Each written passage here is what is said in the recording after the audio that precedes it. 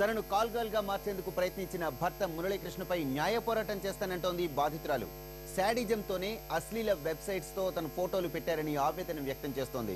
వ్యక్తిత్వం ఉన్న వాళ్ళెవరూ అలాంటి పనులు చేయరంటున్న బాధితురాల నుంచి మరిన్ని వివరాలు తెలుసుకునే ప్రయత్నం చేశారు మా ప్రతినిధి శర్మ. గా మార్చేశాడు. ఇంటర్నెట్లో తన భార్య ఫోన్ నెంబర్లు ఫోటోలను పెట్టి ఈమె కాల్ గర్ల్ అని చిత్రీకరించాడు. అది కూడా ప్రేమించి పెళ్లి చేసుకున్న పాపానికి సొంత మేనబావే ఈ దారుణానికి ఒడిగట్టాడు. ఈ నేపథ్యంలో ఆమె పోలీసులను ఆశ్రయించింది. ముందుగా ఎన్టీవీ ఈ విషయాన్ని వెలుగులోకి తీసుకువచ్చింది. బాధితురాలతో మాట్లాడదాం. మీ గొడవ ఎక్కడ మొదలైంది? అసలు ఎందుకు అతడు మీరంటే ఇష్టం లేకుండా ప్రవర్తించడం మొదలు పెట్టాడు? పిల్లల్ని ఎవరైనా కన్న తండ్రి తన పిల్లల్ని తను కొట్టుకుంటారా? కొడుతుంటే పిల్లల్ని ఇట్లా కొడుతుంటే వాళ్ళని కొడుతుంటే ఎందుకు కొడుతున్నావు? నా పిల్లలని నేను పక్కకి వెళ్ళిన అనుకో, నువ్వెవరు నాకు పిల్లలు కదా, నీకువే పిల్లలు అని మా అత్తయ్య కూడా వాళ్ళ కొడుకుకే సపోర్ట్ ఇచ్చేది, కొట్టేది బాగా. ఎంత చేసి పెళ్ళి ఇంత ఇష్టపడి పెళ్లి చేసుకున్నా నన్ను చాలా కొట్టిన తర్వాత వాళ్ళ ఇంట్లో ఉండొద్దు అని లాస్ట్కి మళ్ళీ మా అక్క వాళ్ళందరూ ఫోర్స్ చేసి వాళ్ళ ఇంటికి పంపించిన మా అత్తయ్య వాళ్ళందరూ వచ్చి ఇంట్లోకి నిన్నెవరు రమ్మన్నారని బయటికి నన్ను నా ఇద్దరు పిల్లల్ని బ్యాగ్స్ ఇచ్చేసి వాళ్ళ ఇంటి తిరుమల హిల్స్ నుంచి వదిలిపోయి ఎలాగొట్టేసారు. అప్పుడు నేను వచ్చేసి మా ఇంట్లో మా అక్కకు మా అన్నకు ఫోన్ చేద్దాము అంటే అప్పుడు మా అన్న ఫోన్ అన్అవైలబుల్ ఉంది, నా దగ్గర ఫోన్ కూడా లేదు, ఎక్కడ పబ్లిక్ ఫోన్ కూడా లేకుండే. వచ్చి మా అక్కకు ఫోన్ చేస్తే మా అక్క ఫోన్ రిసీవ్ చేసుకొని ఇంటికి వచ్చేసి హైదరాబాద్ కన్నదప్పుడు మా నాన్న బెడ్ పైన ఇల్నెస్గా ఉండు బాగాలేకుండా అప్పటికి మా నాన్న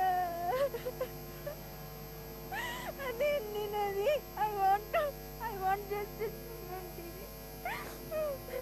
అట్లాంటి మూర్ఖులను అట్లాంటి అమ్మాయిలను నమ్మించి మోసం చేసే వాళ్ళని ఎవ్వరు మళ్ళీ వేరే అమ్మాయి కూడా పెళ్లి చేసుకోవద్దు.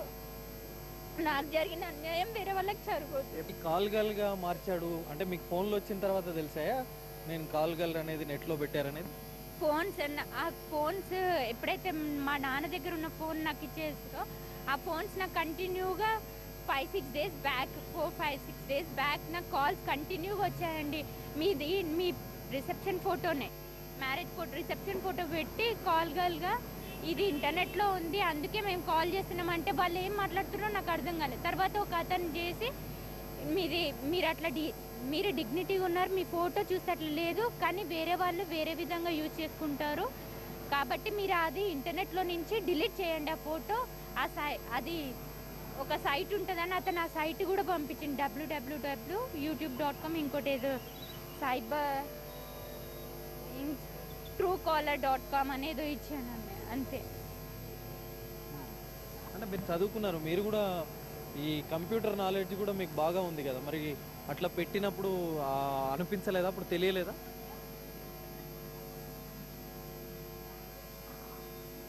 అట్లా పెట్టినప్పుడు ఇంకా నేనేం చేయాలండి? నేనేం మ్యారేజ్ ఫోటోనేగా, ఒక మ్యారేజ్ ఫోటో ఎవరైనా హస్బెండ్ అట్లా పెడతారా?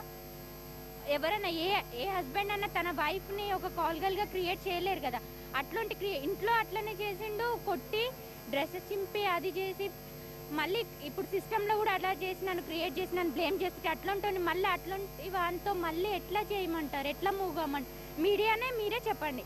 అట్లాంటి ఈరోజు నాకు చేసిండు, వేరే అమ్మాయిని చేసుకొని కూడా ఇలా కొన్ని రోజులు అయిన తర్వాత వేరే సాఫ్ట్వేర్ ఆ అమ్మాయి కూడా అనుకో ఆ అమ్మాయిని కూడా ఇలా చేయరా? ఇట్లా పెట్టిన తర్వాత అతనితో ఫోన్లో కానీ మాట్లాడారా? ఇట్లా ఎందుకు పెట్టావు నువ్వు నాకు? నేను అతనితో మాట్లాడలే, మళ్ళీ ఫోన్లో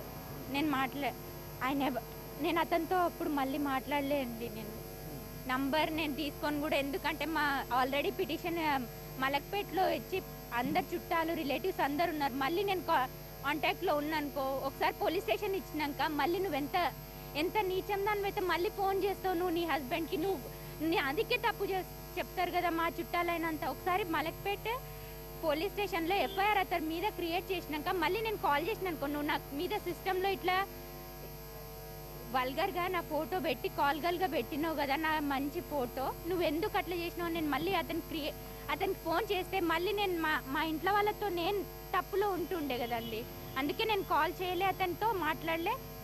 అది మరి పోలీస్ స్టేషన్కి వెళ్ళారు, మరి మలక్పేట వెళ్ళారు, సైదాబాద్ కూడా వెళ్ళారు, అక్కడ ఎట్లా మీకు అనిపించింది? Same as usual. You must, if you want to live with him, you have to adjust. he has to adjust. అతనన్నా అడ్జస్ట్ కావాలి, నేనన్నా adjust. They should give opportunity to work me, or else should work his son. They are not giving both opportunities. If they are not giving any opportunities, then how should I survival, and how should his sons, not my sons? After marriage, his sons belongs to him also, no? My sons belongs to him also. But they are not giving any opportunities. So I want justice from NTV, and I want justice from police also. I want how to survive me. You only tell me, either they should give to allow me to work, or else ఇప్పుడు మీ కుటుంబ సభ్యులందరూ కూడా మీకు అండగా ఉన్నారా? అందరు ఉన్నారండి, అందరు రిలేటివ్స్ అందరూ వచ్చి ఇంతవరకు ఉన్నారు. నువ్వు జాబ్ చేయొద్దు, వాళ్ళు ఎట్లా చెప్తే అట్లా విన్న తర్వాత ఇంట్లోంటి వాడిని ఎట్లా బేర్ చేస్తున్నావు, నువ్వన్నా తీసుకో, జాబ్ చేయనోడిని నువ్వన్నా క్లియర్ సెటిల్మెంట్ చేసుకో అని అందరు అదే చెప్తున్నారు.